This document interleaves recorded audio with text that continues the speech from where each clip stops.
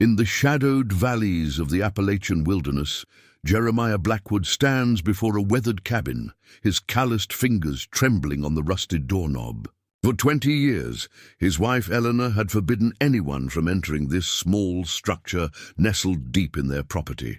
"Promise me," she'd whispered on her deathbed 3 months ago, her eyes clouded with something beyond pain.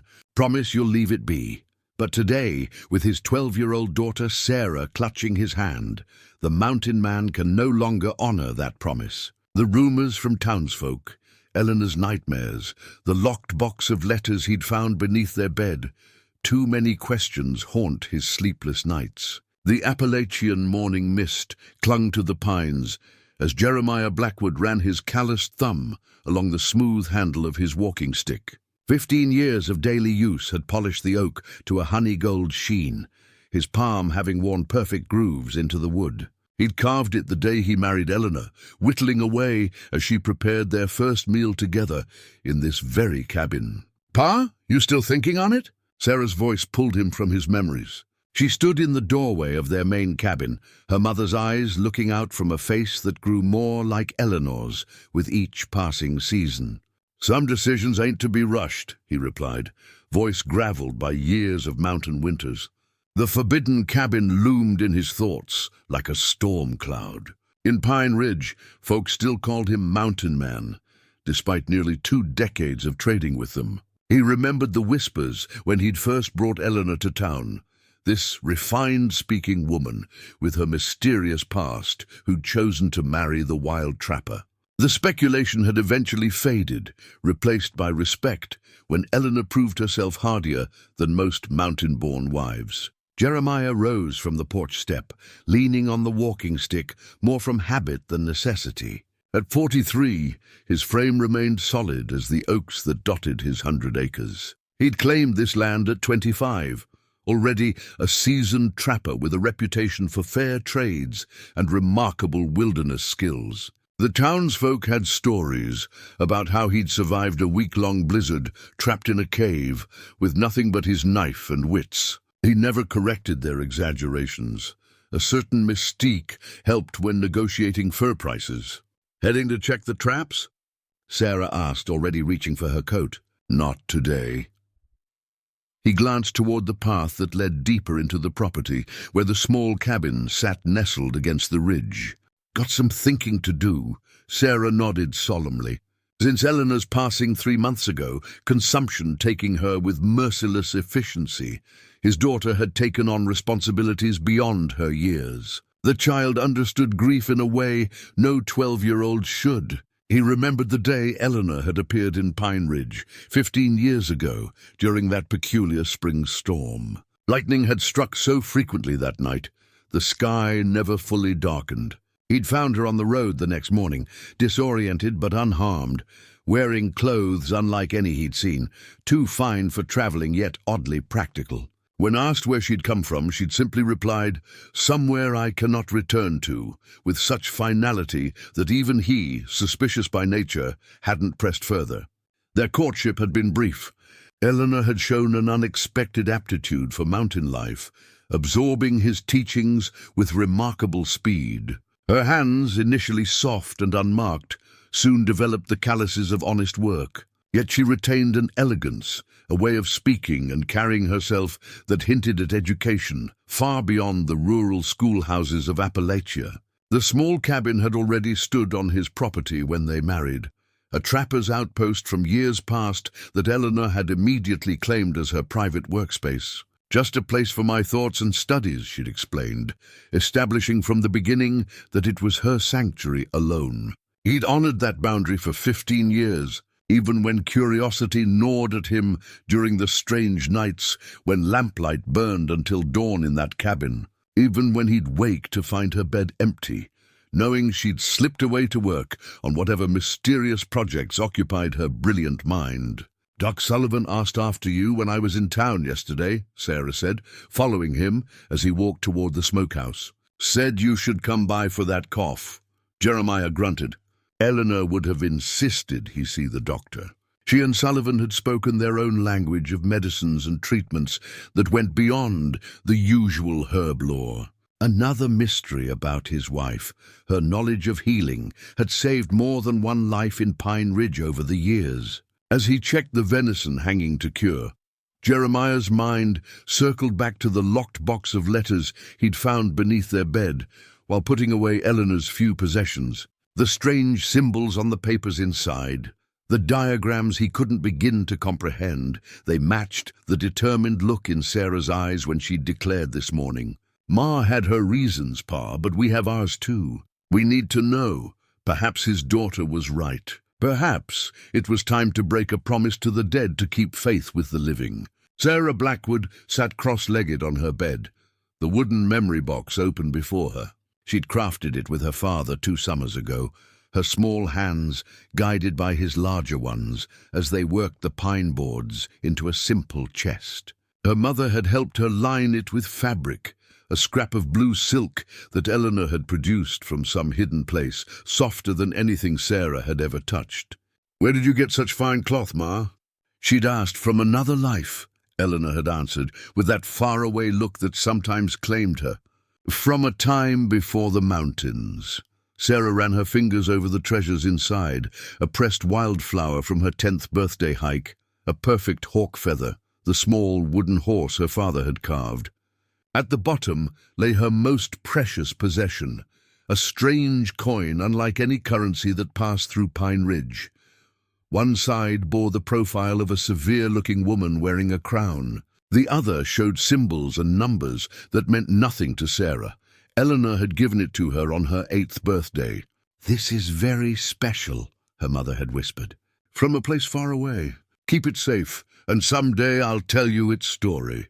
That someday would never come now." Sarah closed her fingers around the coin, feeling its weight, heavier than it looked, made of some metal that never tarnished despite the years. From the main room came the sounds of her father preparing supper, the clank of the cast iron, the scrape of a knife against vegetables. She should be helping him, but these quiet moments with her memories had become precious since her mother's passing. Sarah remembered the stories Eleanor would tell on winter nights. Tales of great cities with buildings that touched the clouds, of horseless carriages that moved like magic, of people who could speak to each other across vast distances through wires. Her father had chuckled at these tall tales, but Sarah had seen the truth in her mother's eyes. "Not imagination, memory. You're too smart for just school books," Eleanor would say during their private lessons. While other mountain children learned basic figures and letters, Eleanor taught Sarah mathematics that made the schoolmaster's head spin, sciences no one in Pine Ridge had heard of, history that seemed to reach beyond what any book recorded. "Why do I need to know the properties of electricity, Ma?" Sarah had asked once. "We don't even have it up here." "Because knowledge is never wasted," Eleanor had replied. "And because someday you might live somewhere that does." Sarah placed the coin back in the box and withdrew another treasure, a small notebook filled with her mother's elegant handwriting. Most pages contained drawings of plants with notes about their medicinal properties, but in the back were sketches of strange mechanisms, diagrams with measurements and calculations. Sarah couldn't understand them, but she recognized numbers and symbols similar to those her mother had taught her in their advanced lessons. A floorboard creaked, and Sarah looked up to find her father standing in the doorway, his expression softening at the sight of the memory box. "You miss her something fierce, don't you, little one?" he asked, though Sarah hadn't been little for years now. "Pa, do you ever think Ma wasn't really from Charleston like she told everyone?" The question had been building inside her for weeks. Her father's weathered face went still. "What makes you ask that?" Sarah held up the coin. "This isn't American money. And remember how she always knew when someone was sick before they showed symptoms. How she predicted that flood last spring by reading the air pressure, whatever that means. The way she sometimes used words nobody understood." Jeremiah crossed the small room and sat heavily on the edge of the bed. "Your ma was educated." "More than most." "It's more than that." Sarah reached under her pillow and withdrew a folded paper she'd found tucked inside her mother's favorite book, a technical drawing of what appeared to be some kind of machine, with notes in her mother's handwriting. "I found this yesterday. What does temporal displacement mechanism mean? Why was she hiding these things from us?" Her father took the paper, his brow furrowing as he studied it. "I don't know, Sarah, but I'm starting to think that cabin might hold some answers." Sarah nodded, an unexpected flutter of fear mingling with her curiosity. "Do you think she was running from something? Or someone?" "I've never seen your mother afraid of any living thing," Jeremiah said, but uncertainty shadowed his eyes. "Whatever's in that cabin, she kept it separate from us for a reason. But she's gone now," Sarah said softly.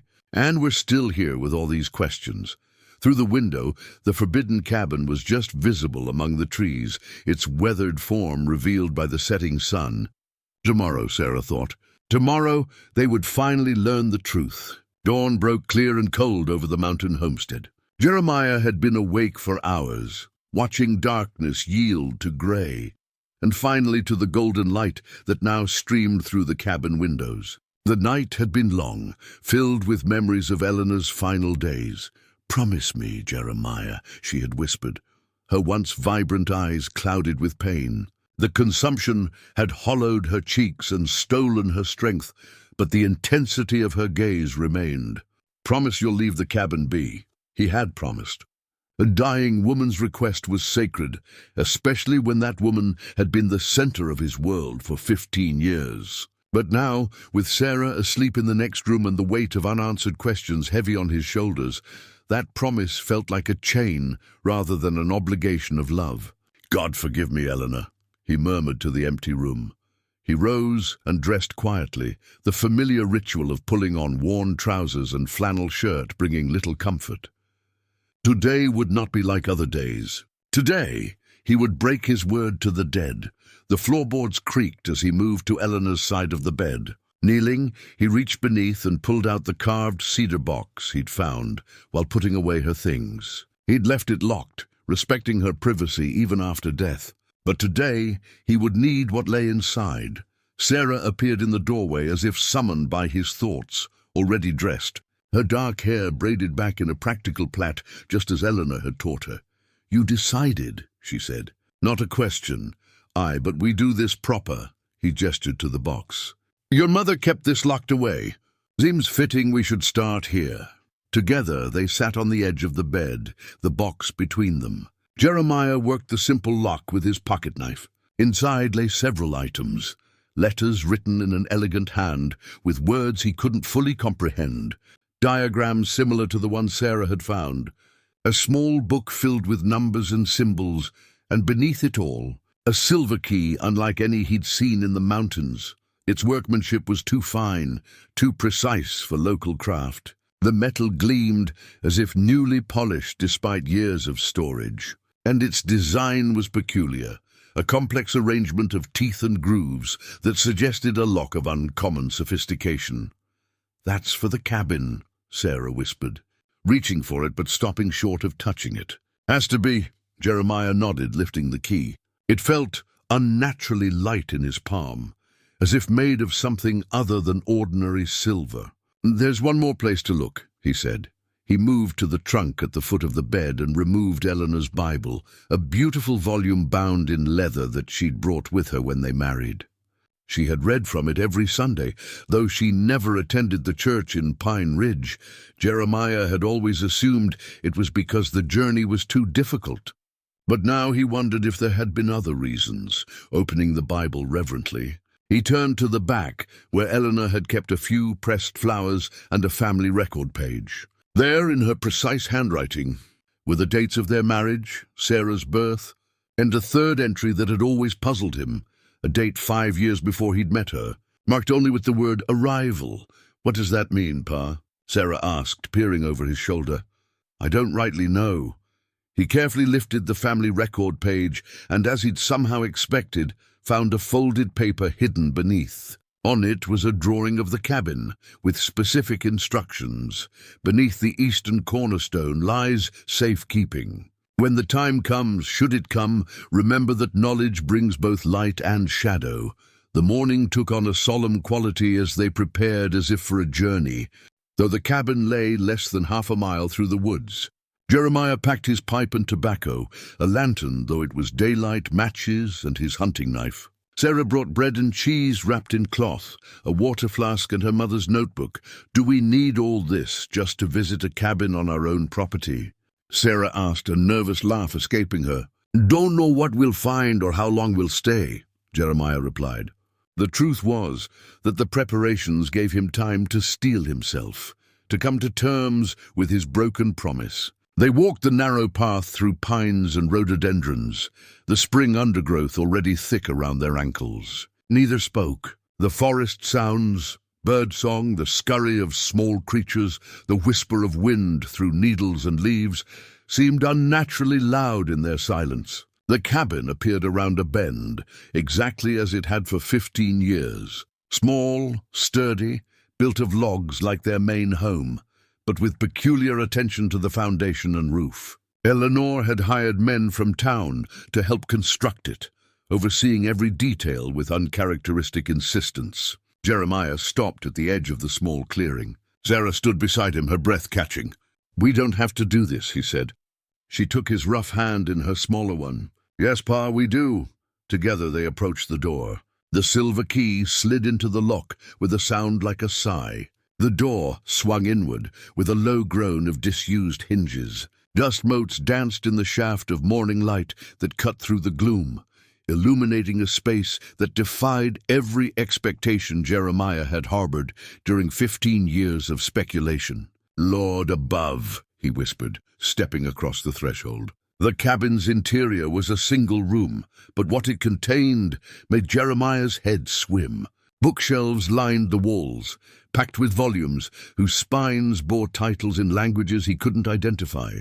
A large desk occupied the center, its surface covered with papers, instruments, and what appeared to be technical drawings. Along the back wall stood a workbench supporting glass vessels connected by copper tubes, measuring devices with delicate needles behind glass faces, and tools of such precise craftsmanship that they seemed to belong in a watchmaker's shop rather than a mountain cabin.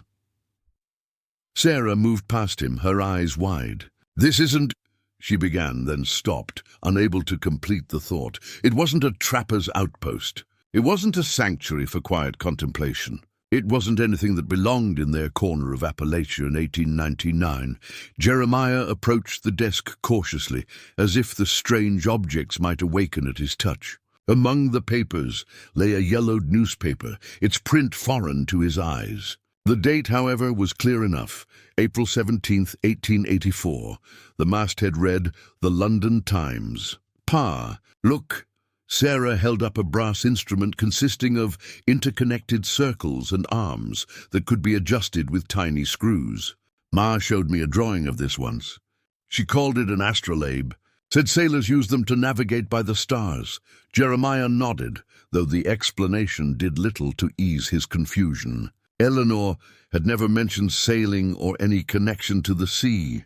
He picked up another object, a small brass tube with glass lenses at both ends. Putting it to his eye, he was startled when distant trees jumped into focus. A spyglass, he murmured, though unlike any he'd seen. The clarity was remarkable. As they moved deeper into the cabin, each discovery compounded their bewilderment.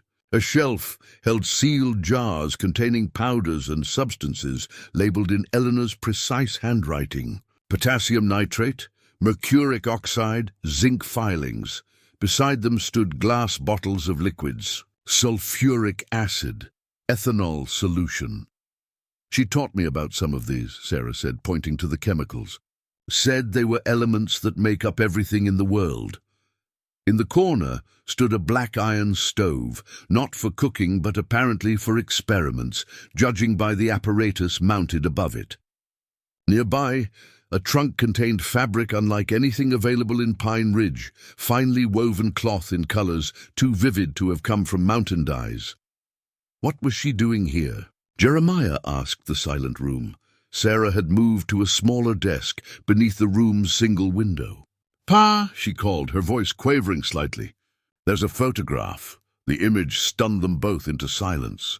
It showed Eleanor, unmistakably Eleanor, though younger, and dressed in a manner Jeremiah had never seen, standing among a group of men in formal attire. Behind them loomed a massive stone building with the words Royal Society of London visible on its facade. Everyone in the image stood stiffly as photographs required, but Eleanor's expression carried a familiar determination. In her hands, she held what appeared to be some kind of award or certificate.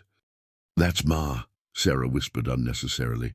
"But how—" "The date," Jeremiah interrupted, pointing to the bottom of the photograph, where elegant script recorded Annual Exhibition of Scientific Achievement. June 12, 1882, 17 years ago, 2 years before the newspaper's date, when Eleanor would have been, by Jeremiah's reckoning, about 25, the age she'd appeared when he'd found her on the road. "This can't be right," he muttered, though the evidence of his eyes contradicted him. Sarah had already moved on, opening drawers and examining their contents. "There's so much here, Pa. It would take weeks to understand it all." From the largest drawer of the main desk, she withdrew a leather-bound book that, unlike the others, bore no title. Opening it revealed page after page of handwritten notes, diagrams, and calculations in Eleanor's distinctive script. "Her research journal," Sarah breathed, turning pages with careful fingers. "Just like she taught me to keep for my studies." Jeremiah joined his daughter, peering over her shoulder at the incomprehensible notations. Certain phrases leapt out: temporal displacement. Einstein's theories require reconsideration. The multiverse hypothesis gains credibility with each successful test. None of it made sense to him. Yet as he stood in this impossible room, filled with the evidence of a life his wife had never shared, one certainty formed in his mind. Eleanor Blackwood had not been who she claimed to be. The woman he'd loved, the mother of his child, had carried secrets far stranger than he could have imagined. As morning stretched toward noon, Jeremiah lit the cabin's oil lamp. Despite the daylight outside, the single window admitted insufficient light to examine the smaller items they'd discovered. Sarah had taken to cataloguing objects in her own notebook, a habit Eleanor had instilled in her. "Always record your observations, systematically and without embellishment," she would say. Jeremiah ran his hand along the ornate desk's edge, noting its craftsmanship surpassed anything available in Pine Ridge.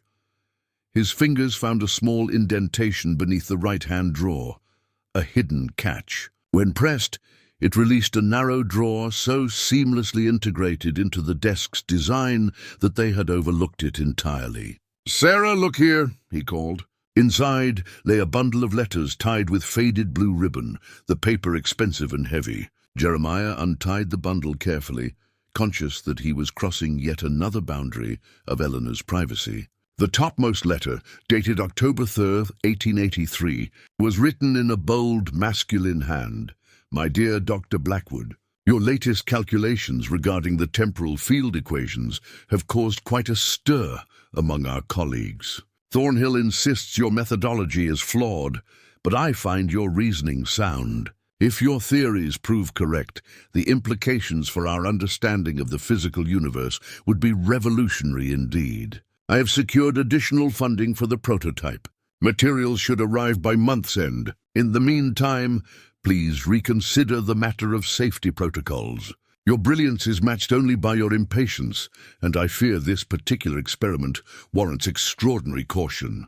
With admiration and concern, Professor James Hartwell, Department of Theoretical Physics, Imperial College, London." "Dr. Blackwood," Sarah whispered. "Ma was a doctor? Not a medical doctor, but a scholar of some kind," Jeremiah finished, equally stunned. He had known Eleanor was educated. Her speech, her knowledge of books and figures, had told him that much. But this suggested a level of achievement almost unheard of for a woman in their time. They examined letter after letter, the correspondence spanning several years. All were addressed to Dr. Eleanor Blackwood from this Professor Hartwell, discussing theories and experiments incomprehensible to Jeremiah, but which seemed to center around something called temporal displacement. Listen to this one. Pa, Sarah said, holding a letter dated January 15th, 1884, Eleanor, I implore you to reconsider the accelerated timeline. The Royal Society's withdrawal of support should give us pause, not drive us to reckless action. Your equations may be correct, but the energy requirements for the apparatus you've designed exceed anything we can safely control with current technology. Remember what happened to Williams during the preliminary test? Those burns were not merely physical.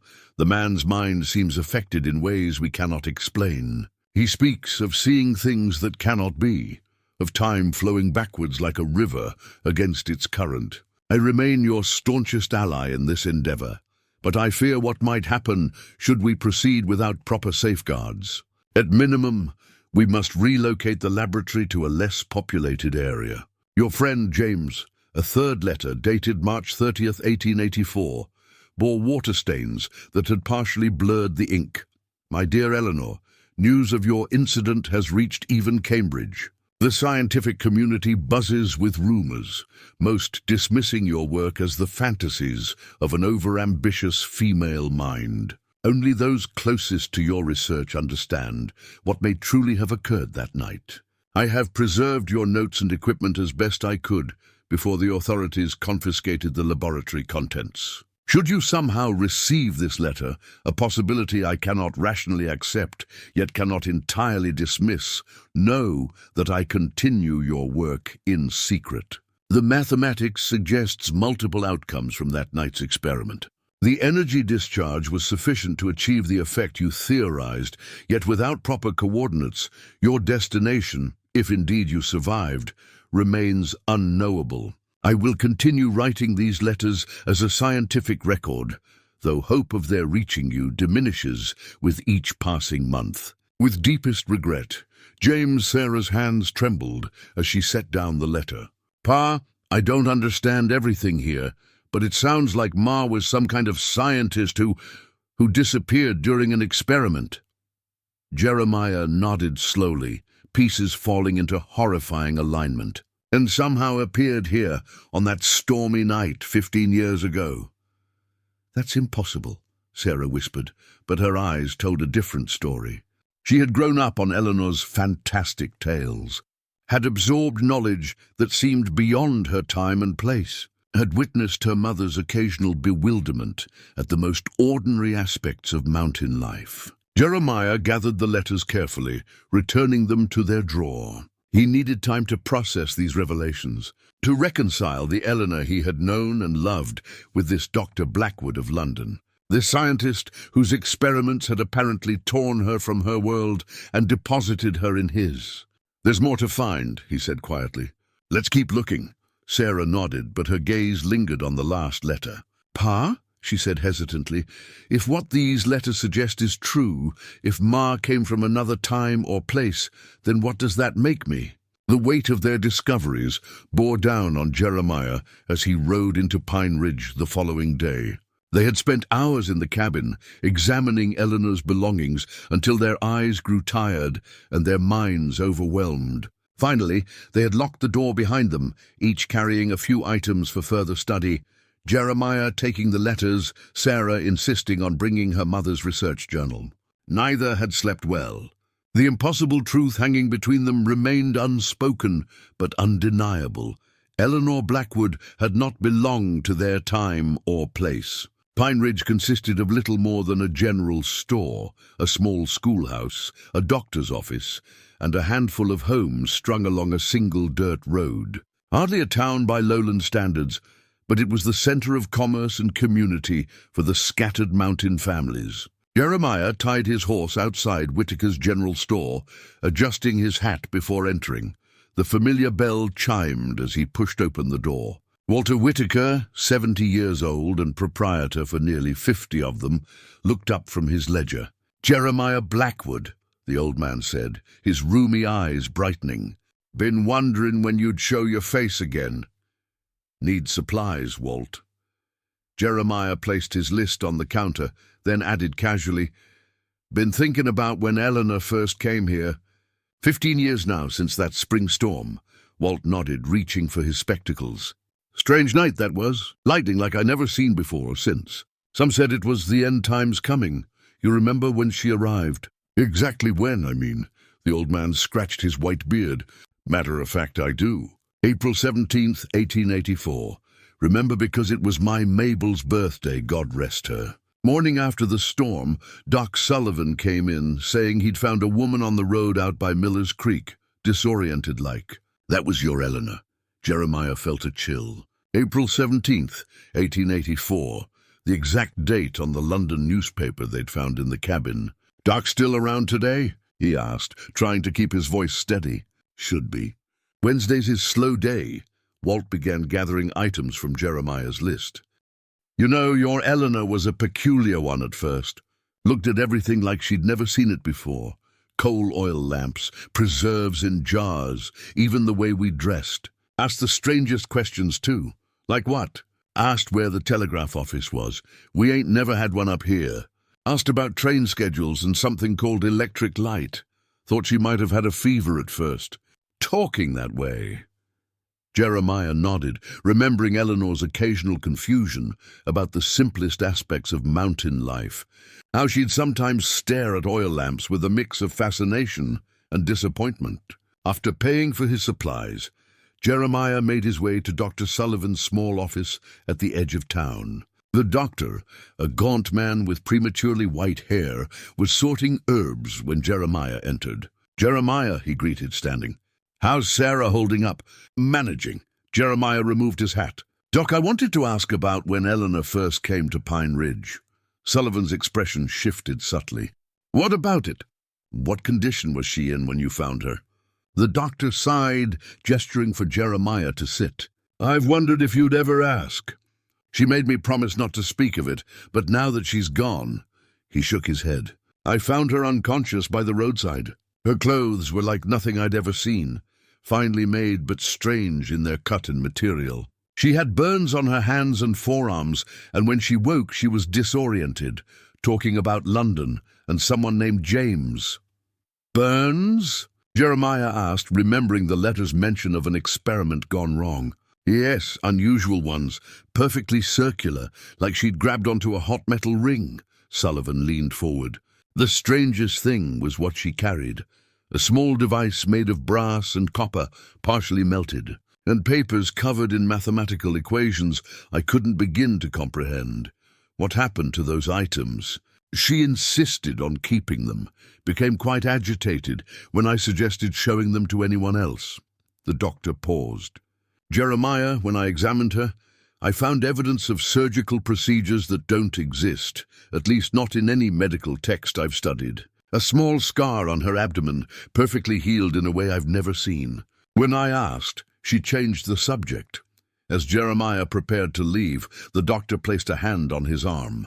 There's one more thing. A week after she arrived, I found her at the school, examining the maps with tears in her eyes. When I asked what troubled her, she said, everything is wrong. The borders, the nations, none of it is as it should be. I attributed it to her confusion at the time, but now I wonder... His final stop was the schoolhouse, where Miss Abernathy had taught for over 20 years. The thin, stern woman regarded Jeremiah with surprise. Mr. Blackwood, what brings you here during planting season? Questions about Eleanor, ma'am. About what she knew. Miss Abernathy's expression softened. Your wife had the most remarkable mind I've ever encountered. She corrected my mathematics textbook, Mr. Blackwood, showed me errors I'd never noticed in 20 years of teaching. And the history she knew, the teacher shook her head in wonder.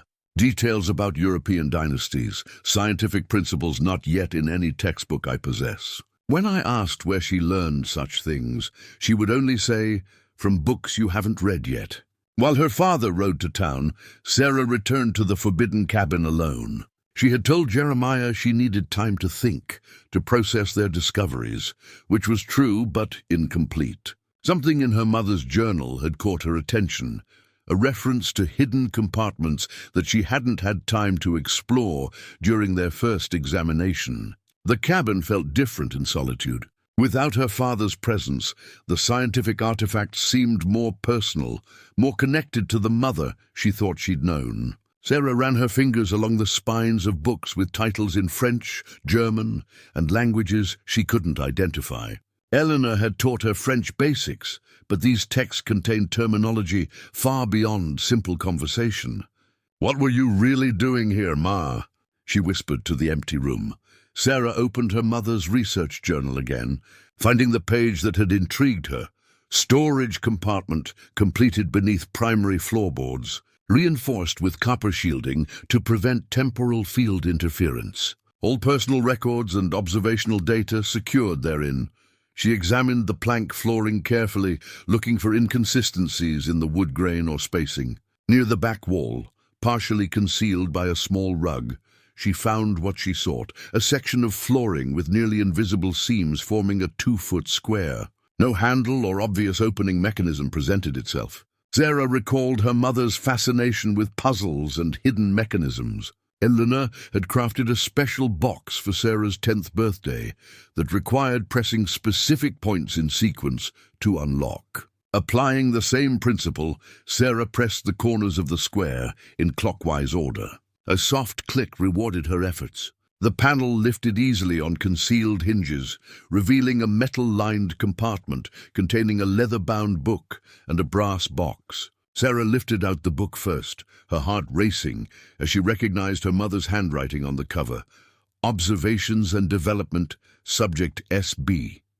With trembling fingers, she opened to the first page, dated August 23, 1887, around the time of her birth.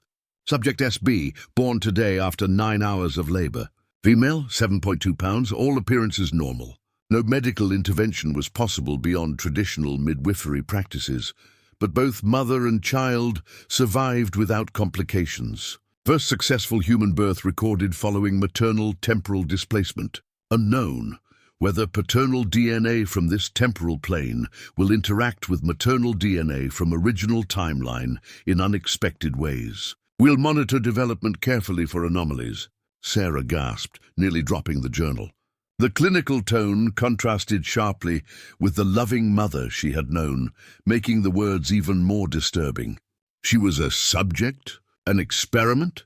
She forced herself to continue reading, flipping through pages of meticulous observations. Age 6 months. SB displays cognitive development approximately 20% accelerated compared to local infant population. Grasping, tracking, and vocalization all advanced. Cannot determine whether this results from genetics, maternal educational input, or temporal factors. Age 2 years.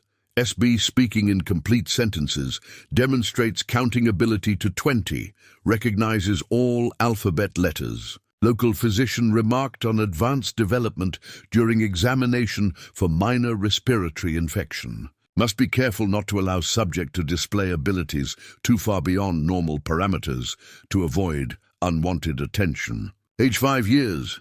SB shows remarkable aptitude for mathematics and abstract concepts. Taught basic algebra today, which she grasped immediately. No physical anomalies apparent, though reflexes test at upper range of normal human capability. Have begun collecting comparative data from children in the local school through casual observation and conversation with school teacher. Year after year, Eleanor had documented Sarah's development with scientific precision, noting intellectual milestones, physical measurements, and even sleep patterns. Interspersed with these observations were notes about temporal energy readings and genetic stability markers, terms meaningless to Sarah but clearly significant to her mother. The most recent entry had been made just weeks before Eleanor fell ill. Age 11 years, 8 months, SB continues to exceed all developmental projections. Her mathematical abilities now surpass my own at a similar age, and her capacity for abstract reasoning suggests potential for significant scientific contribution. The question remains whether to reveal her true heritage before or after menarche. Temporal displacement theory suggests puberty may trigger unexpected physiological responses, given her unique genetic composition. Decision will initiate full disclosure after her 12th birthday. Preparatory education nearly complete.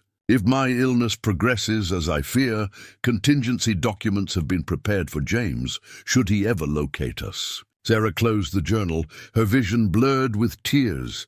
The cabin suddenly felt cold, alien. She had been her mother's experiment, her development tracked and measured like a laboratory specimen. Yet between the clinical observations, she had glimpsed notes that revealed maternal pride and genuine affection.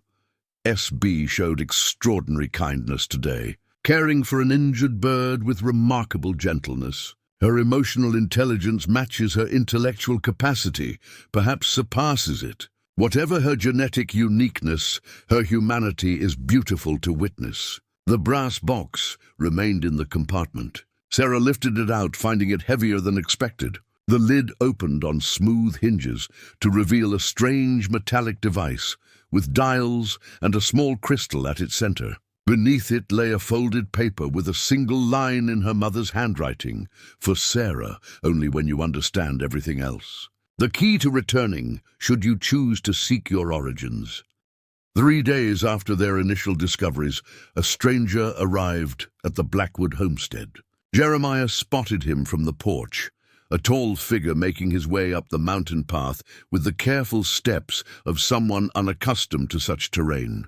Despite the warm spring day, the man wore a formal suit and carried a walking stick with a silver handle. His beard was neatly trimmed, his bearing scholarly rather than practical. Jeremiah set aside the trap he'd been mending and stood, one hand instinctively moving to the knife at his belt. Visitors were rare, especially those who came unannounced, and clearly not from these parts. "Hello, the house," the stranger called, stopping at a respectful distance. His accent was unmistakably English, his voice cultured and confident, despite his apparent exhaustion from the climb. "I'm looking for Eleanor Blackwood." A chill ran through Jeremiah. "Who's asking?" "Professor James Hartwell, Imperial College, London." The man removed his hat, revealing thinning grey hair. "I'm an old colleague of Eleanor's." Hartwell. The name from the letters. Jeremiah studied the man's face, noting the intelligent eyes and lines of weariness that suggested a long journey. "My wife passed 3 months back," Jeremiah said flatly. "Consumption took her." The color drained from Hartwell's face. For a moment he seemed unable to speak, his composure cracking to reveal genuine grief. I feared as much when my letters went unanswered. "I'm truly sorry for your loss, Mr. Blackwood." "Jeremiah," he corrected automatically, then gestured to the porch. "You'd best come sit. Looks like you've traveled far." The professor climbed the remaining distance, each step heavy with disappointment. He settled into the offered chair with a sigh that seemed to come from his very soul. "I've been searching for Eleanor for 15 years, he said, gazing out at the mountain view. "Following rumors, scientific anomalies, weather disturbances, similar to the event that took her from us." He turned to Jeremiah. "I never truly believed I would find her. Then 3 months ago, instruments I've developed detected a surge of temporal energy centered in these mountains. I thought perhaps she had succeeded in reactivating her device." "It was when she died," Jeremiah said quietly. "There was a storm that night unlike any I'd seen since the night she arrived," Hartwell finished. Sarah emerged from the cabin, stopping short at the sight of the stranger. Her eyes widened with recognition as she took in his formal attire and educated bearing. "You're Professor Hartwell," she said. "From the letters." The professor stood, clearly startled. "Yes, I am. And you must be." He studied her face, his expression softening.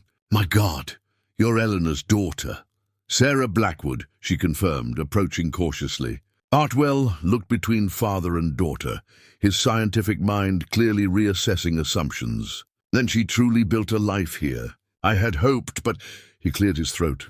"Mr. Blackwood, I must ask, did Eleanor leave any papers, any equipment? Her work was revolutionary, decades ahead of our understanding of physics." "We found her cabin," Jeremiah replied. "The one she kept separate from our home." "May I?" The professor's eagerness was palpable, though tempered by respect. They walked in silence to the forbidden cabin. Jeremiah unlocked the door, watching carefully as Hartwell stepped inside. The professor's reaction told its own story. The sharp intake of breath, the reverent way he touched the scientific instruments, the tears that formed in his eyes as he recognized Eleanor's handwriting. "She continued her work," he whispered. "All these years alone, without proper equipment or colleagues." He picked up a brass instrument, examining it with admiration. This modification to the spectral analyzer, brilliant. She built this from memory, using local materials. For an hour they watched as Hartwell moved through the cabin, his initial shock giving way to professional assessment. He examined equations, tested mechanisms, and occasionally muttered technical terms that meant nothing to Jeremiah. Finally, he sat at Eleanor's desk, running his fingers over the worn surface. "You have questions," he said, looking up at them. "As do I. Perhaps we can help each other find answers." "Starting with who my wife really was," Jeremiah said firmly. Hartwell nodded, reaching into his jacket to remove an object, a meerschaum pipe intricately carved with mathematical symbols. "I always found that complex problems require contemplative thought," he said, filling the pipe from a leather pouch. "And this story, Eleanor's story, is complex indeed." He struck a match, the small flame illuminating his weathered face. "Eleanor Blackwood was the most brilliant physicist of our generation, perhaps of any generation. What she discovered, what brought her to your time, will sound like fiction to you. But I assure you it is scientific fact, however extraordinary." Sarah moved closer, drawn by the promise of answers. "Please, tell us everything." The professor's pipe emitted a fragrant cloud as he began to speak. "It started in London, 1880, with the theory about the nature of time itself." The cabin's interior darkened as evening approached. Hartwell had spread several technical drawings across Eleanor's desk, blueprints covered with annotations in both his and Eleanor's handwriting. The central diagram depicted a circular apparatus with concentric rings of copper and other metals, surrounded by what appeared to be electrical components connected to a central platform. "This," Hartwell said, tapping the diagram, "is what we called the temporal displacement apparatus. Eleanor conceived it after discovering irregularities in the electromagnetic spectrum that suggested what she termed quantum temporal fissures in the fabric of reality."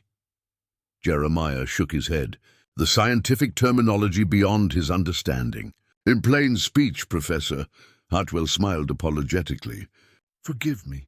"Eleanor theorized that time is not a straight line, but more like a river with currents and eddies. Under specific conditions, one might move between different points in this river, or even between separate branches that flow in parallel." "Time travel," Sarah said, her eyes wide with understanding. "Ma believed time travel was possible." "Not just believed, proved," Hartwell corrected. "Her mathematical models were flawless, though most of our colleagues dismissed them as fantasy. Women in science face extraordinary skepticism, even when their work is beyond reproach." He gestured to the blueprint.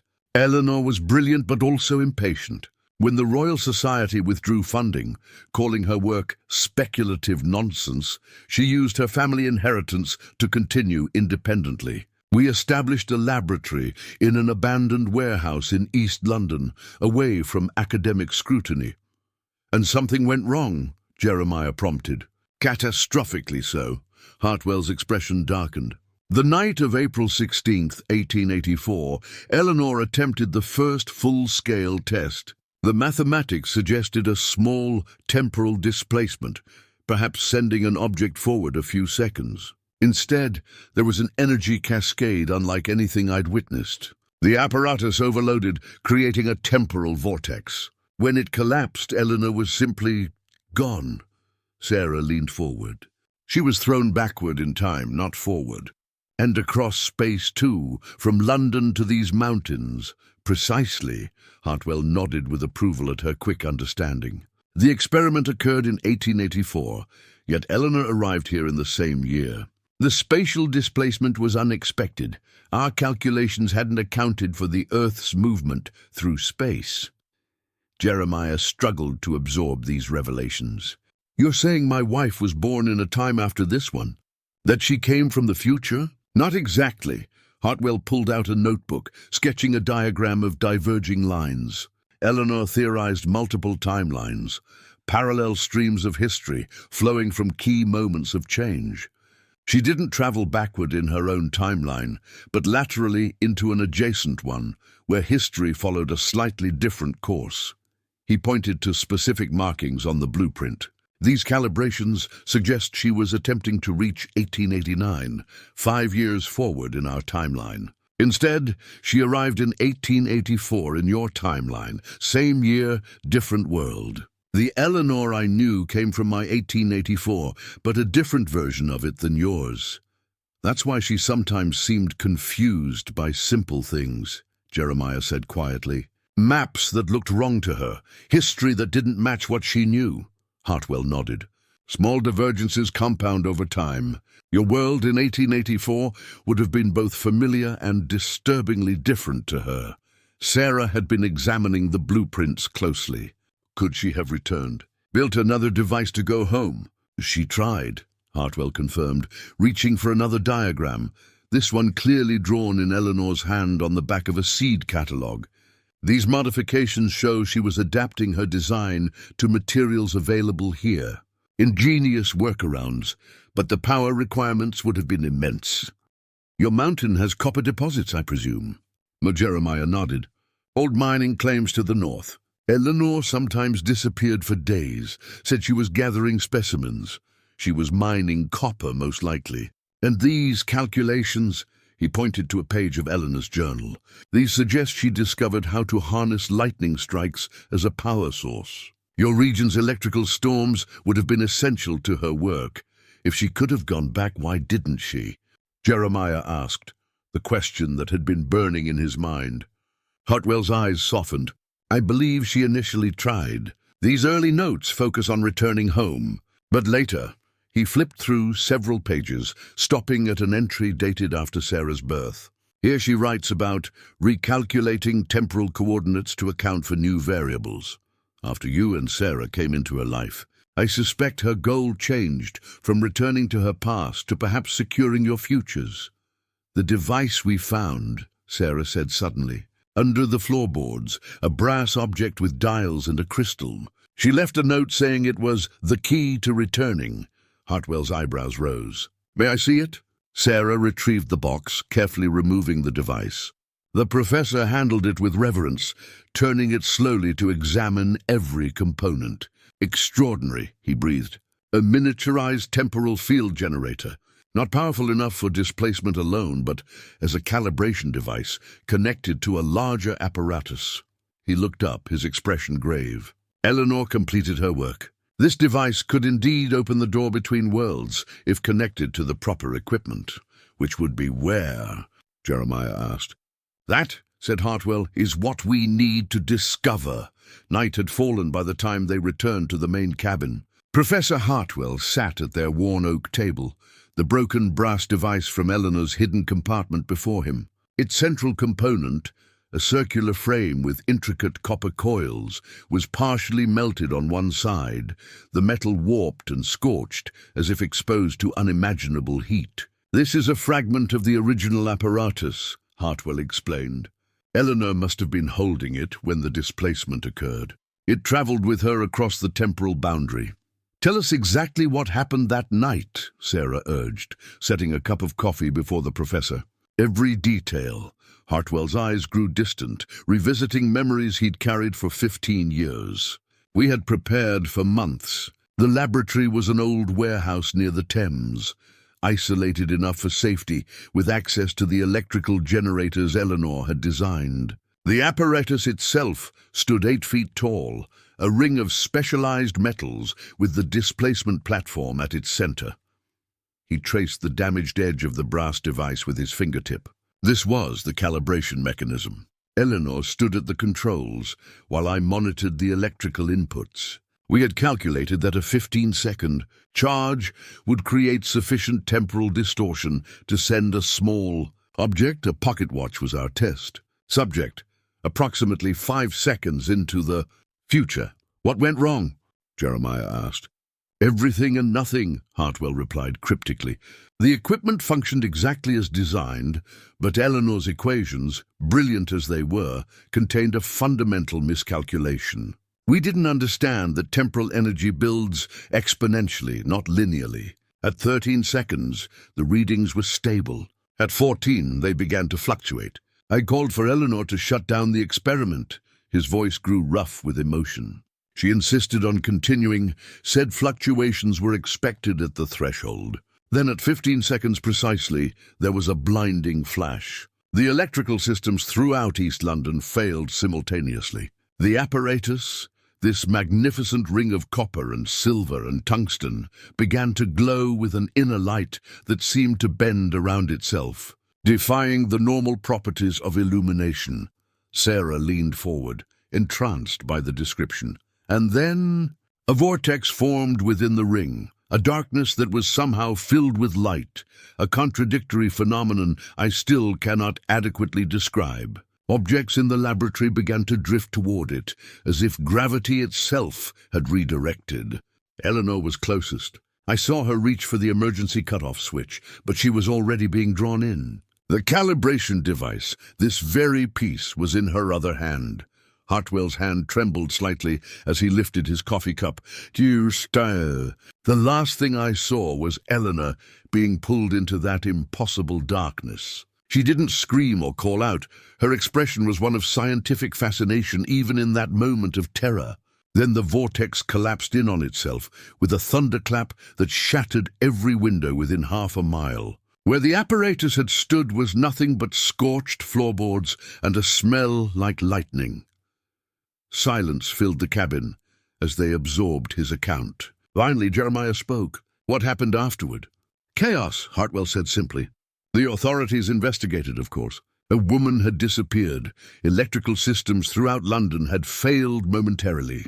I couldn't tell them the truth. Who would believe me? I said there had been an electrical accident, that Eleanor had been killed. They eventually ruled it death by misadventure." He set down his cup. "The scientific community, those few who knew of our work, were quick to dismiss the entire project as dangerous folly.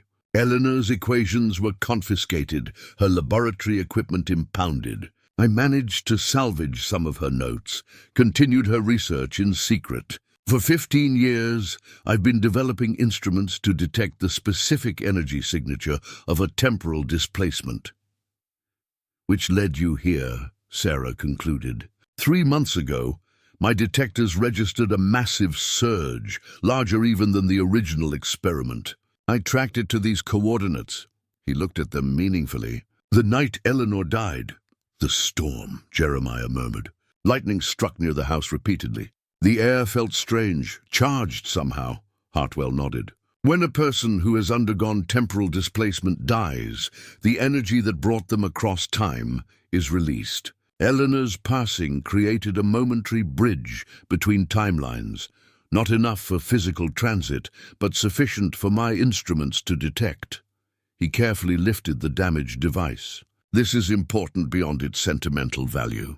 It contains design elements from both the original apparatus and Eleanor's subsequent modifications. With it, I might be able to determine the location of any full-scale device she constructed here. If she built another time machine," Jeremiah said, the words feeling strange on his tongue, "where would she hide it? Somewhere with access to natural electrical power, away from curious eyes, yet close enough to monitor." Hartwell looked thoughtful. Eleanor was methodical in her approach to experimentation. She would need a location that could safely contain a temporal event without risk to you or the surrounding area. Sarah's eyes suddenly widened. "The old mining cave. Ma would take day trips there. Said she was collecting mineral samples. Pa, remember how she had those men from town help her reinforce the entrance 4 years back?" Jeremiah nodded slowly. "Said it was to prevent collapse during the spring thaws. Always insisted on going alone after that." "First light tomorrow," Hartwell said decisively. "We should investigate this cave." Sleep eluded Jeremiah that night. He sat by the dying embers of the hearth fire, turning the pages of a leather-bound journal they had found beneath a loose floorboard in Eleanor's cabin.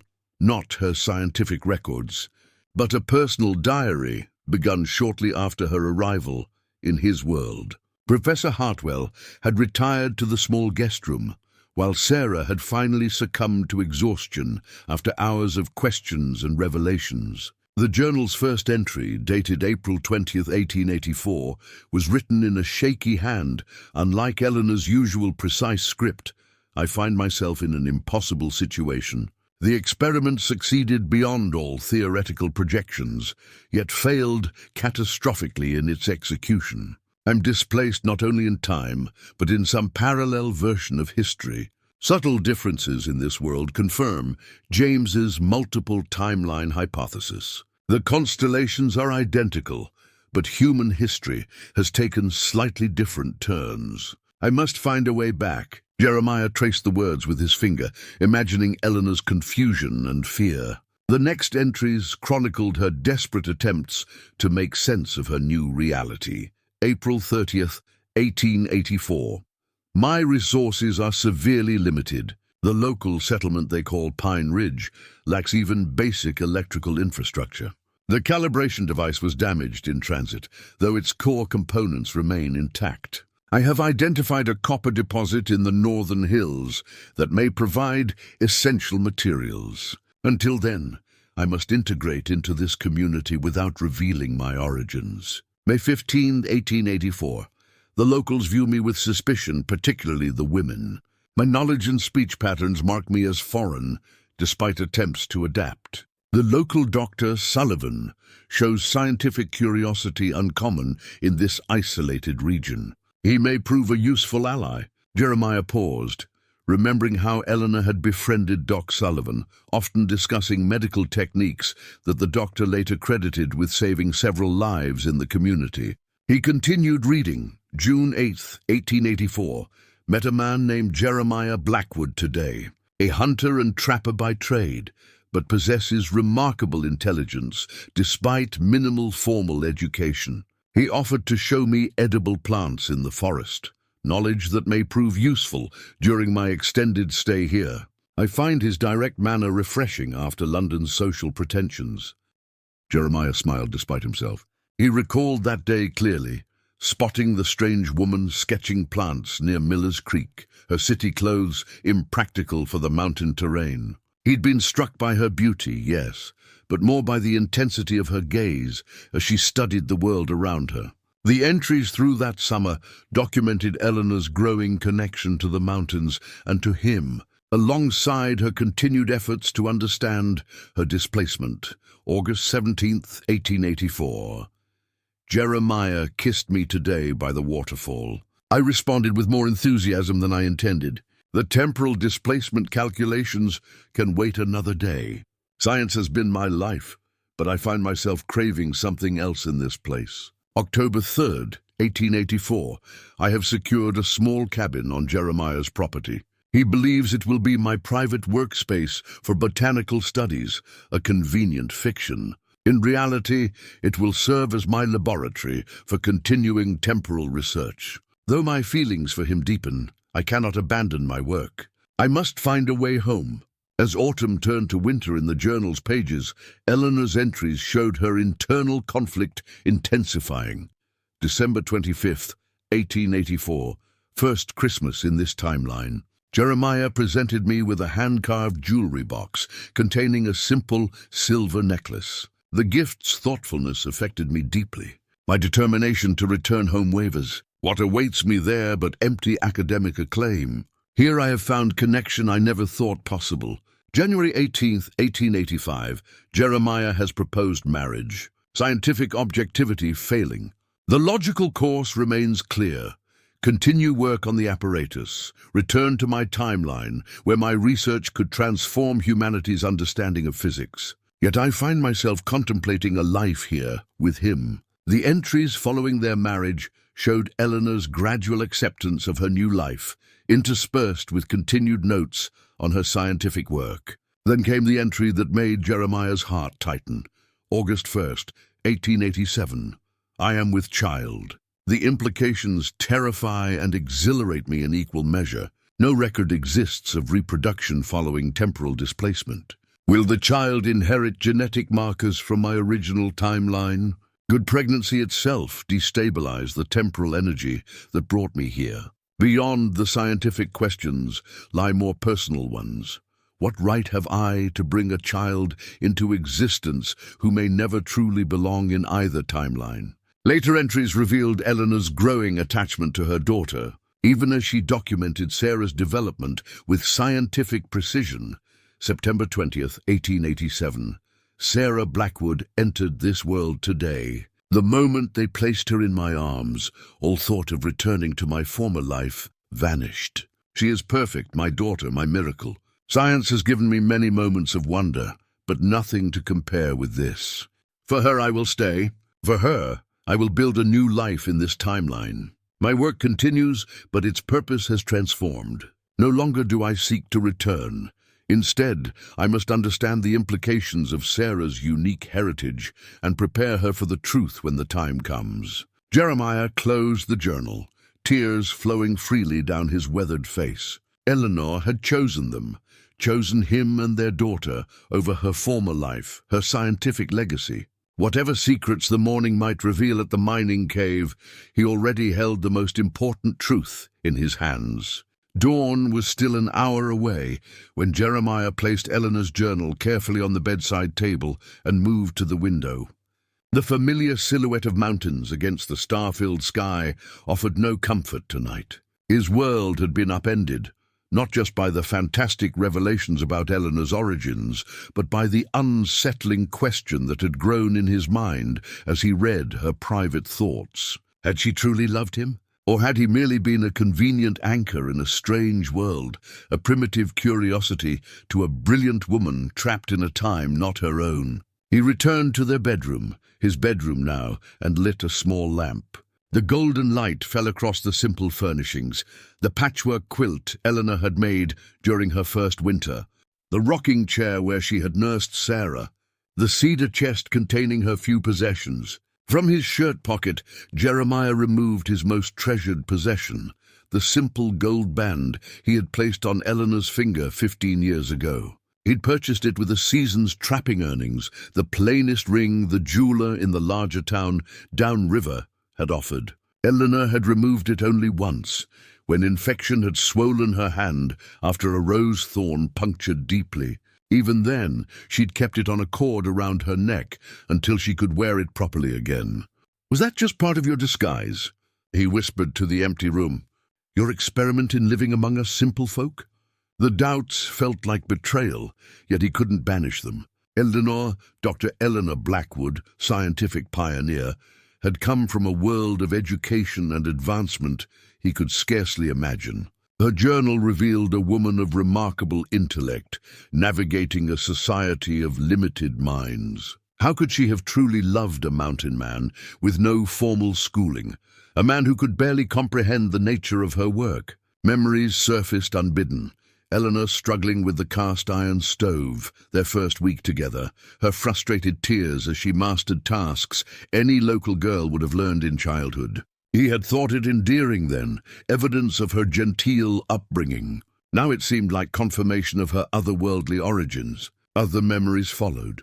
Eleanor sitting by lamplight, teaching him to read better using books she'd ordered from distant cities. Her patience as she explained mathematical concepts far beyond local schooling. Her genuine delight when he grasped difficult ideas. Had that been the condescension of a superior intellect, or genuine respect for his native intelligence? Jeremiah opened the cedar chest, breathing in the lingering scent of lavender Eleanor had always tucked among her clothes. Beneath her Sunday dress lay a small wooden box he'd carved for her, decorated with intertwined vines and mountain flowers. Inside rested the few pieces of jewelry she'd owned. The silver necklace he'd given her that first Christmas, a brooch she'd brought with her from before, and a locket containing miniature portraits of himself and Sarah that he'd commissioned for their 10th anniversary. The locket had cost him dearly, a month's hunting and trapping, with every pelt sold at the best price he could negotiate. Eleanor had wept when she opened it, wearing it every day thereafter, until her final illness made even that small weight uncomfortable. "Would you have done the same for a laboratory specimen?" he asked the silent room. The question felt immediately unfair. Eleanor's journal had documented her scientific observations. Yes, but also her genuine affection, her inner conflict, her ultimate choice to embrace the life she'd found rather than pursue a return to her former world. Jeremiah moved to the small mirror above the wash basin. The face looking back at him was weathered by years in the mountains, lines etched by sun and wind and worry. What had Eleanor seen in this face? A primitive curiosity or a partner she had grown to love despite their differences? His doubts circled back to Sarah. Eleanor had documented their daughter's development with scientific precision. Measurements, observations, theories about her unique genetic heritage. Yet those clinical notes had always been balanced by fierce, maternal love. Sarah had been no mere experiment. She had been Eleanor's miracle, the reason she had abandoned her quest to return home. A sound at the doorway drew his attention. Sarah stood there in her nightgown, her eyes shadowed with fatigue and emotion. "You read it too," she said, gesturing to the journal. Jeremiah nodded. "Couldn't sleep." "She loved us, Pa." Sarah's voice was soft but certain. Whatever else was in her mind, all that science and knowledge, she loved us more than anything in her world or ours. "How can you be so sure?" he asked, his voice rough with emotion. Sarah crossed the room and took the wedding band from his palm, holding it to the lamplight. Inside the ring, nearly worn smooth by years of wear, was an inscription so tiny he had forgotten its existence. "Two worlds, one heart." "She knew all along," Sarah whispered. "She chose us, Pa. Every day she chose us." Jeremiah took the ring back, running his thumb over the inscription. Perhaps, he thought, love was the one universal constant that even time itself could not alter. Morning brought a persistent drizzle, delaying their expedition to the mining cave. Sarah found Professor Hartwell in the cabin's main room, examining her mother's research journal by lamplight. She had risen early, unable to sleep after the previous day's revelations. Her father had finally succumbed to exhaustion just before dawn. "Good morning, Miss Blackwood," Hartwell greeted her, looking up from his reading. His formal manner of address struck Sarah as both foreign and familiar, echoes of how her mother had sometimes spoken during their lessons. "Just Sarah is fine," she replied, stoking the fire and putting the coffee pot on the hook above the flames. "Have you found anything useful in Ma's notes?" "Extraordinary things," Hartwell said, his eyes bright with intellectual excitement. "Your mother's theoretical work advanced significantly during her time here.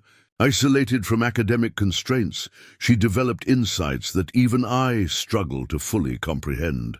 He gestured to a page of complex equations. "This reformulation of temporal field dynamics alone would revolutionize physics." Sarah glanced at the equations, surprised to find them not entirely incomprehensible. Her mother's advanced lessons had prepared her more thoroughly than she'd realized. "There's something I need to ask you," she said, sitting across from him. "Something about myself." Hartwell closed the journal, giving her his full attention. "You're wondering about your unique heritage. Am I different?" The question that had haunted her since reading her mother's clinical observations finally emerged. "Ma's journal called me the first successful human birth following maternal temporal displacement. She recorded everything about me like I was some kind of scientific specimen." "Your mother was first and foremost a scientist," Hartwell said gently. "Observation and documentation were second nature to her. But make no mistake," he tapped the journal, "every page of this also contains evidence of her love for you." "But am I different?" Sarah pressed. "From other people, I mean." Hartwell considered her question carefully. "From a strictly biological perspective, you are unique in all of human history. Your mother's genetic structure was formed in a parallel timeline with subtle quantum differences. Your father's DNA comes from this timeline. Such a combination has never existed before you. What does that mean for me?" Sarah's voice wavered slightly. "Physically? You appear entirely normal, a perfect integration of both parents. Cognitively, he paused. Your mother noted your accelerated intellectual development. This aligns with my theoretical predictions about cross-temporal genetics. The quantum variance in your mother's DNA may have enhanced certain neural pathways. She taught me things the other children never learned, Sarah said. Advanced mathematics, principles of chemistry and physics, languages. I always thought she was just a better teacher. Eleanor recognized your capacity for learning and nurtured it, Hartwell confirmed. But your ability to absorb and integrate complex concepts at such a young age suggests inherent cognitive advantages. Sarah processed this information, uncertain whether to feel special or freakish. Is that why I sometimes know things I shouldn't? Feel things differently than others seem to? Hartwell leaned forward with renewed interest. What sort of things? I can sense storms coming hours before the sky changes. I sometimes dream about places I've never seen, cities with buildings that touch the clouds and horseless carriages. She hesitated. Once, when Billy Thorne fell into the creek last winter, I knew exactly where to find him, though he'd been swept nearly a quarter-mile downstream. Fascinating, Hartwell murmured. Your mother theorized that temporal displacement might alter one's connection to what she called the quantum substrate of reality. As her direct descendant, you may have inherited a heightened sensitivity to information that exists beyond conventional perception. He reached into his bag and withdrew a worn leather workbook filled with complex mathematical notations. Your mother sent me this several years ago, smuggled through a merchant traveling to the coast who had connections to Europe. It contains advanced mathematical concepts she was teaching you, far beyond standard education for any child, let alone one in a remote mountain community. Sarah recognized the workbook immediately. Our special lessons. Pa thought she was just teaching me extra figures. She was preparing you, Hartwell said. These aren't merely mathematics. They're the foundational concepts for understanding temporal physics. Eleanor was equipping you to comprehend your unique heritage when the time came. Did she want me to follow in her footsteps? Become a scientist? I believe she wanted you to have choices she never had, Hartwell replied. In her time, women faced extraordinary barriers to scientific education and recognition. She fought her entire career to be taken seriously. He smiled gently. But I also believe she wanted you to understand the full scope of your potential, whatever path you might choose. Sarah stood and moved to the window, watching raindrops trace patterns down the glass. If what you're saying is true, I'm not fully of this world. You are precisely of this world, Hartwell corrected. You represent the perfect union of two timelines, embodying possibilities neither could achieve alone. Your mother didn't see you as an experiment, Sarah. She saw you as the future, a bridge between worlds that even her remarkable science couldn't fully span. Sarah turned back to him, a new determination in her eyes. Then I need to understand everything, all of her work, everything she was trying to teach me. I need to know who I am, Professor. I would be honored to continue your education, Hartwell said. Your mother was the finest mind I've ever known, until perhaps now. The rain cleared by mid-morning, and they set out for the mining cave, Jeremiah leading the way with his rifle slung across his back, Hartwell following with a leather satchel containing scientific instruments, and Sarah bringing up the rear, Eleanor's journal tucked securely in her pocket. The path wound through dense forest and up rocky slopes, still slick from the morning's downpour. Eleanor mentioned this place often in her later notes, Hartwell said as they climbed. References to the Northern Laboratory become increasingly frequent after 1895. That's when she had those men from town help reinforce the entrance, Jeremiah recalled. Said the old timbers were rotting, making it dangerous. After an hour's hike, they reached a clearing where the mountainside gave way to exposed rock. A dark opening, roughly 8 feet high and framed by heavy timber supports, marked the entrance to an abandoned copper mine. Despite years of disuse, the entrance appeared well maintained, with no sign of the collapse common to old mining operations. Ma would come here at least once a month, Sarah said. Always alone. Said it wasn't safe for anyone else. Jeremiah lit 3 lanterns, handing one each to Sarah and Hartwell. Stay close. These old mines can be treacherous. The main tunnel extended straight into the mountain, its walls unnaturally smooth compared to typical mining operations. After about 50 yards, they encountered a heavy wooden door set into the stone, a feature Jeremiah had never seen in any mine. "This is new," he said, examining the door. "Eleanor never mentioned this." The door had no visible handle or lock, but in its center was a small brass plate with an indentation. Hartwell studied it, then reached into his pocket for the calibration device they had found in Eleanor's cabin. "A key plate," he murmured. "Designed for this specific component." He carefully positioned the device against the plate. It fit perfectly, and when he rotated it clockwise, a series of mechanical clicks echoed through the tunnel. The door swung inward, revealing a chamber that left them speechless. The cavern beyond was at least 30 feet in diameter, its natural walls supplemented with wooden platforms and workbenches. Oil lamps hung from support beams, unlit but ready for use. But what dominated the space, what drew their collective gaze and held it, was the apparatus at the center. A perfect ring of copper, silver, and other metals stood vertical, 15 feet in diameter, mounted on a framework of timber and iron.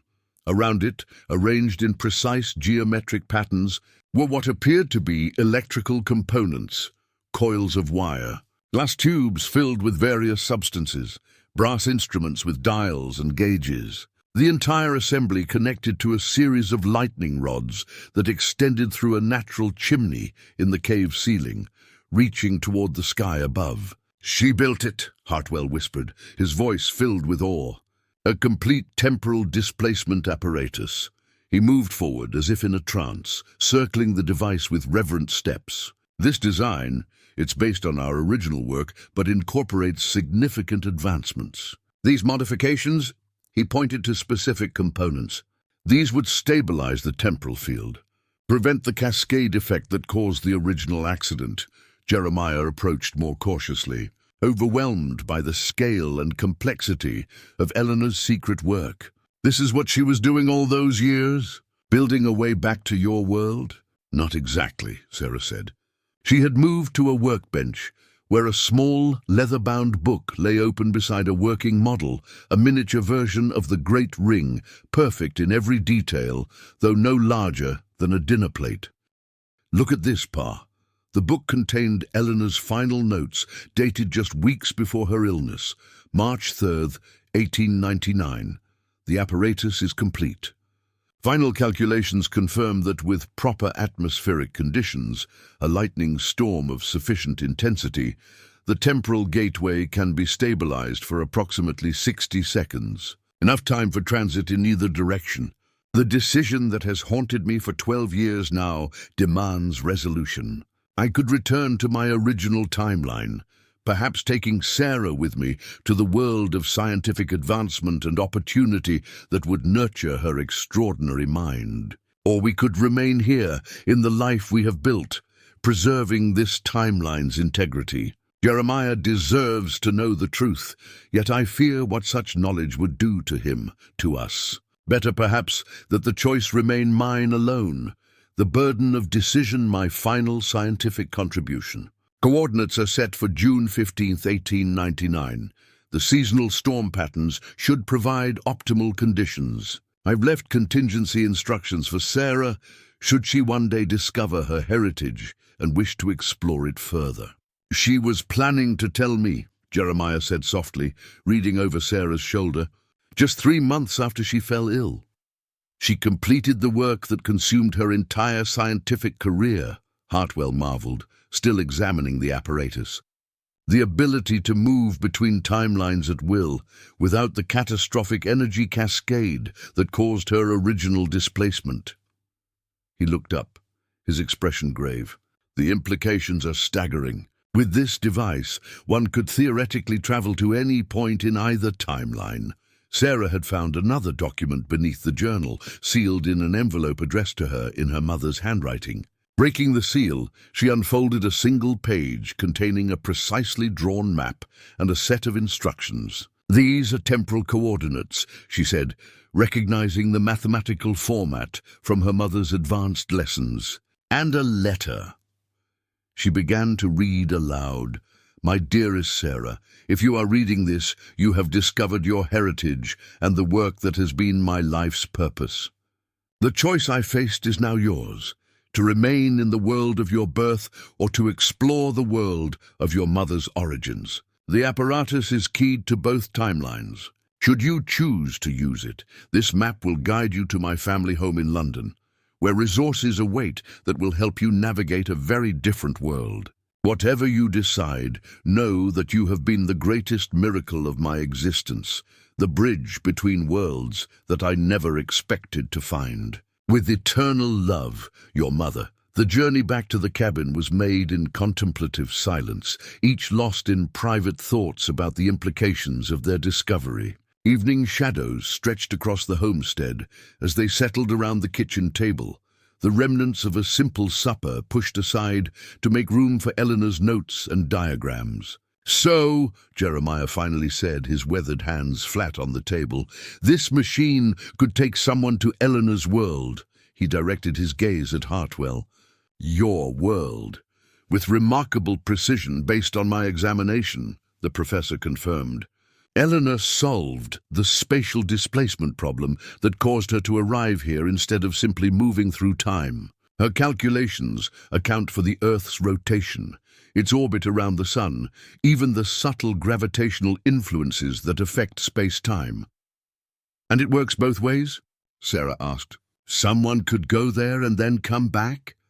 "Theoretically, yes. The apparatus is designed for bidirectional transit. However," Hartwell cautioned, "each activation requires specific atmospheric conditions, essentially a direct lightning strike to generate sufficient power. Such events cannot be precisely scheduled." Jeremiah nodded slowly, the implications settling heavily upon him. "Why are you telling us all this, Professor? What do you want?" The directness of the question seemed to catch Hartwell off guard. He set down the pencil he'd been fidgeting with and met Jeremiah's gaze. "Initially, I came seeking Eleanor and her research," he admitted. "Her work represents the most significant scientific breakthrough in human history. But now," he glanced at Sarah, "I see something equally important, perhaps more so. Eleanor's legacy." "You mean me," Sarah said quietly. "You possess your mother's brilliant mind, enhanced by your unique genetic heritage," Hartwell said. "With proper education, the kind not available in these mountains, you could continue her work, perhaps even surpass it." The professor reached into his coat and withdrew an envelope bearing an official seal. "I took the liberty of securing this before my journey.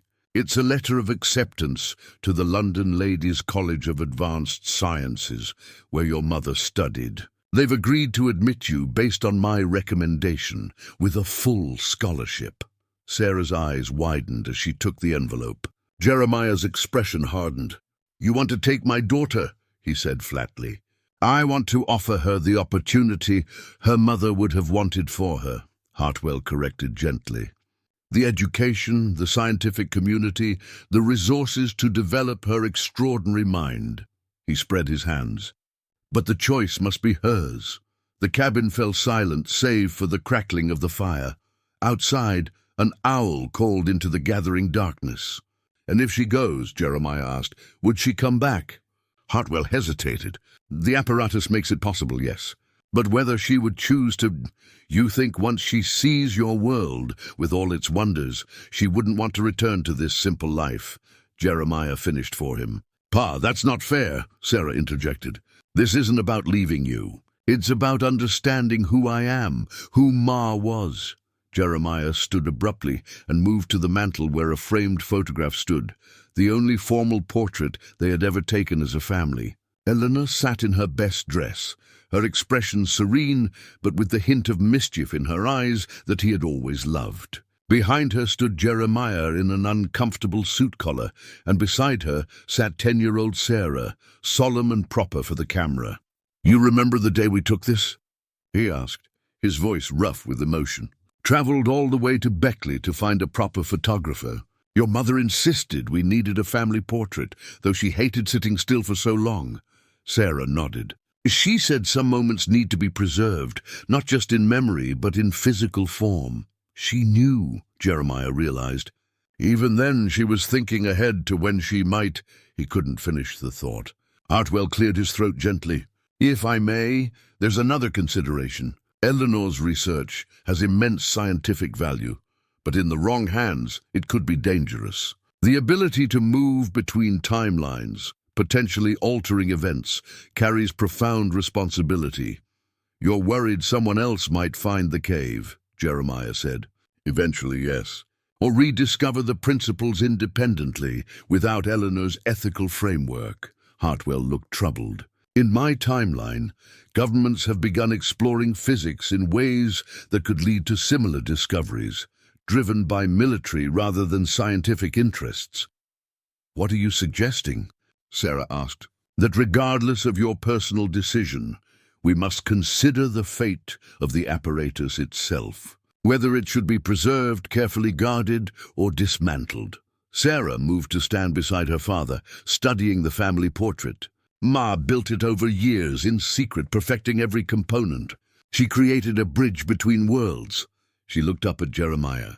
"Destroying it feels like destroying part of her." "Your mother valued knowledge above almost everything," Jeremiah said softly. "But she valued you, us, more. Whatever we decide together." He turned to Hartwell. "You've given us much to consider, Professor. But Sarah is 12 years old. Whatever her capabilities, whatever her heritage, she's still my daughter. No decision will be made tonight." Hartwell nodded respectfully. "Of course. The journey I took to find you was 15 years in the making. I can certainly allow you time to contemplate your path forward." As they prepared for bed, Sarah paused in the doorway to her room, the acceptance letter still clutched in her hand. "Pa, what do you think Ma would want me to do?" Jeremiah considered the question carefully. "She would want you to have choices, Sarah, real choices that she never had. And she would want you to follow your heart, not just your head, a lesson she learned later in life than she should have." Morning sunlight filtered through the cabin windows, casting long rectangles of light across the wooden floor. Sarah sat cross-legged on the bearskin rug, surrounded by her mother's journals, scientific notes, and the letter of acceptance from the London College. She had barely slept, her mind racing with possibilities that stretched across two worlds. Jeremiah entered from outside, the cool mountain air following him through the doorway. "Professor's down by the creek," he said. "Giving us space to talk, I reckon." Sarah nodded, appreciating the gesture. "Pa, I've been thinking about Ma's letter, the one she left for me in the cave. She wrote it should be opened on my 16th birthday, but now that we know about her work, you're wondering if we should open it sooner," Jeremiah finished, settling into his chair by the fire. "It might help us decide what to do," Sarah reasoned. "About the machine, about Professor Hartwell's offer, about everything." Jeremiah considered this, then nodded slowly. "Your mother had her reasons for the timing, but circumstances have changed." "Fetch it." Sarah retrieved the sealed envelope from her mother's writing desk. Unlike the letter they had found in the cave, this one was addressed to both of them in Eleanor's elegant script, "For Jeremiah and Sarah, to be opened on Sarah's 16th birthday or in the event of my passing, whichever comes first." "She did intend for us to open it," Sarah said softly, tracing her mother's handwriting. "We just didn't know where to find it until now." With careful fingers, Jeremiah broke the wax seal and unfolded the letter within.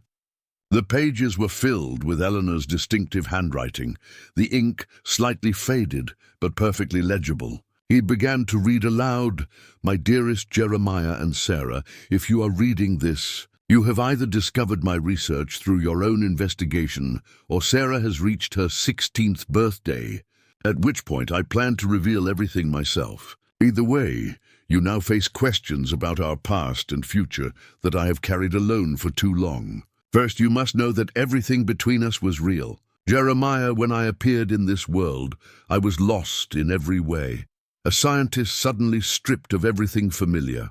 You offered kindness without question, acceptance without condition. What began as adaptation became genuine love that surpassed anything I had known in my previous life. Our marriage has been the most authentic part of my existence across 2 timelines. Sarah, you are not an experiment, though my scientific mind could never stop observing the miracle you represent.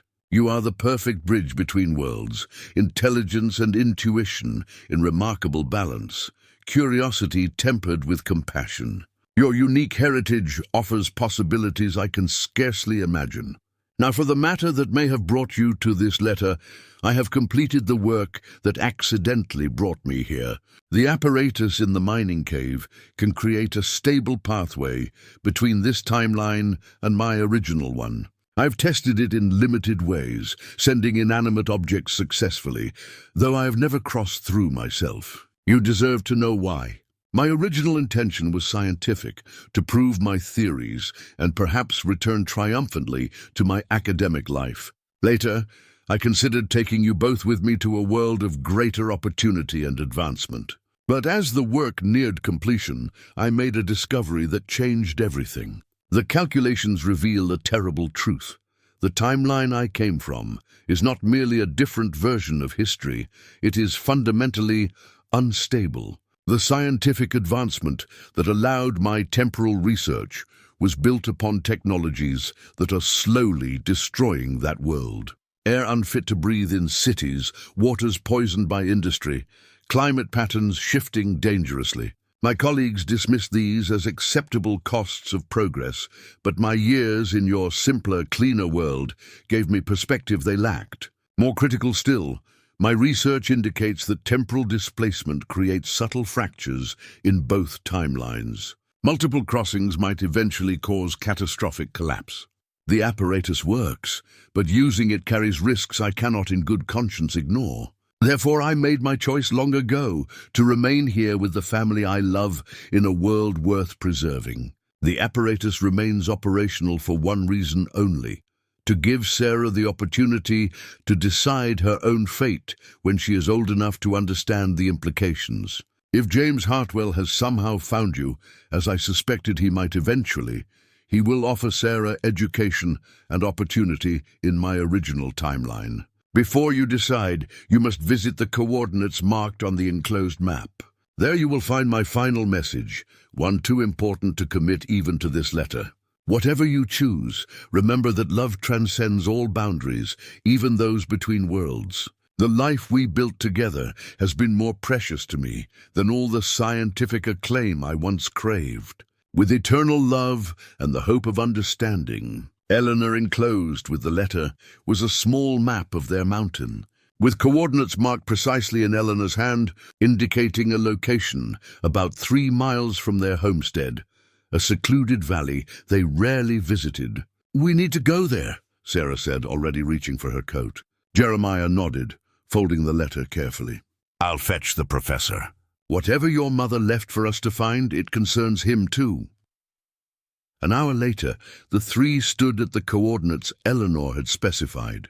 Before them lay a small clearing surrounded by ancient oaks, unremarkable except for a single flat stone set into the ground like a marker. "This is the place," Jeremiah confirmed, comparing the map to the surrounding landmarks. Sarah knelt beside the stone, brushing away years of accumulated pine needles and forest debris. Carved into the surface were words weathered but still legible. "Beneath lies truth from another world. Disturb only with clear purpose and open hearts." Together, they moved the stone to reveal a metal box, sealed against the elements but unlocked. Inside rested another letter, wrapped around a small device, unlike anything they had seen in Eleanor's cabin or the cave laboratory. A flat rectangle of glass and metal with a single button. Sarah's hands trembled as she unwrapped the letter from around the strange device. The paper was different from any she had seen. Thinner, whiter, with a perfect uniformity that suggested machine-making rather than handcrafting. Eleanor's handwriting covered one side. If you have found this, you stand at a crossroads between worlds. The device enclosed is from my original timeline, what we called a digital storage device. To activate it, press the single button and place it on a flat surface. It contains visual evidence I could not risk keeping closer to home. Once you have witnessed its contents, the final decision about the apparatus must be yours. With love transcending time, Eleanor Sarah looked to her father, then to Professor Hartwell. Both nodded encouragement. With a deep breath, she pressed the button on the device. Immediately, a beam of light projected upward from its surface, coalescing into a moving image floating in mid-air. Eleanor herself, seated at a desk in what appeared to be the forbidden cabin. "Hello, my loves," the projection spoke, causing Sarah to gasp and Jeremiah to stumble backward. Eleanor's image smiled as if anticipating their reaction. "This recording uses technology from my original timeline. If you're viewing it, you've discovered both my laboratory and the truth of my origins." The three watched, transfixed, as Eleanor's image continued speaking. "What I couldn't commit to paper is this. My original timeline faces catastrophe of its own making. The industrial advancement that enabled my scientific work has poisoned the air, water, and soil beyond recovery in many regions. Wars over dwindling resources have become commonplace. The society that prides itself on progress is regressing into conflict and scarcity." The image changed, showing scenes that left them speechless, cities shrouded in brown haze, waters thick with oily residue, forests reduced to stumps, crowds wearing masks over their faces. Then images of strange weapons, explosions that dwarfed anything imaginable, and devastated landscapes. "This is not some distant future," Eleanor's voice continued as the image returned to her. "This was beginning in my time, accelerating beyond control. When I realized I could potentially return, or worse, open a permanent connection between timelines, I faced a terrible choice. The technology that brought me here, if introduced to your world, would eventually lead to the same outcome." Jeremiah stood rigid, his face pale as he absorbed the implications. Hartwell had sunk to his knees, his scientific detachment shattered by the visual evidence of his timeline's fate. "Sarah, my brilliant daughter," Eleanor's image continued, "you have gifts that could flourish in either world, but the opportunities of my timeline come with invisible costs I cannot in good conscience recommend. And Jeremiah," her voice softened, "the life we built represents what humanity risks losing in its quest for advancement without wisdom." Eleanor's image leaned forward, her expression intensely serious.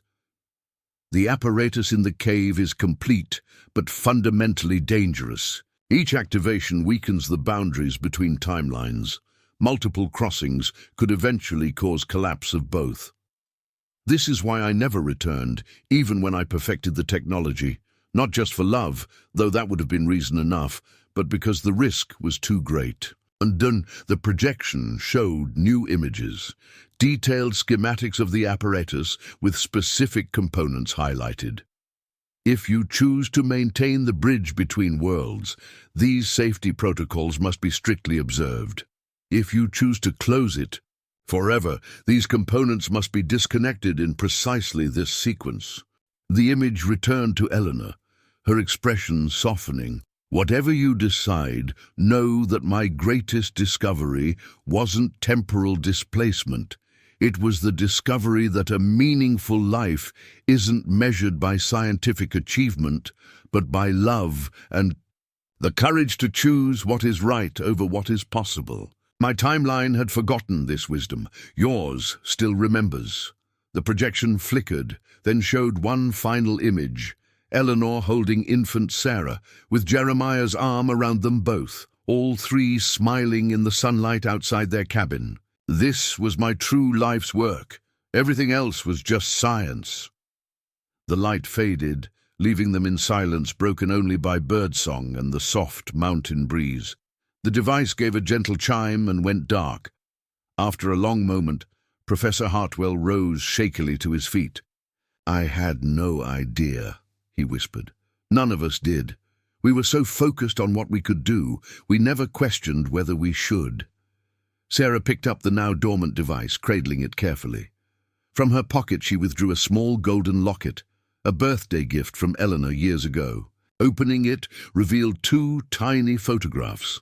On one side, Eleanor in her laboratory in London, serious and formal. On the other, Eleanor laughing by the mountain stream, hair loose in the wind. Two worlds, one heart, Sarah said, echoing the inscription in her mother's wedding ring. She chose this world, this life, not from necessity but from wisdom. Jeremiah placed his hand on his daughter's shoulder. The question now is what we choose. Sarah looked from her father to the professor, then to the valley spread below them. The mountains that had been her only home. The simple beauty her mother had chosen over scientific glory. I think, she said slowly, Ma would want us to choose life, whichever timeline holds the most hope for it. She closed the locket, decision forming in her eyes. And I think she left us everything we need to make that choice wisely. Together, they began the journey home, Eleanor's final gift, the truth, guiding their path forward.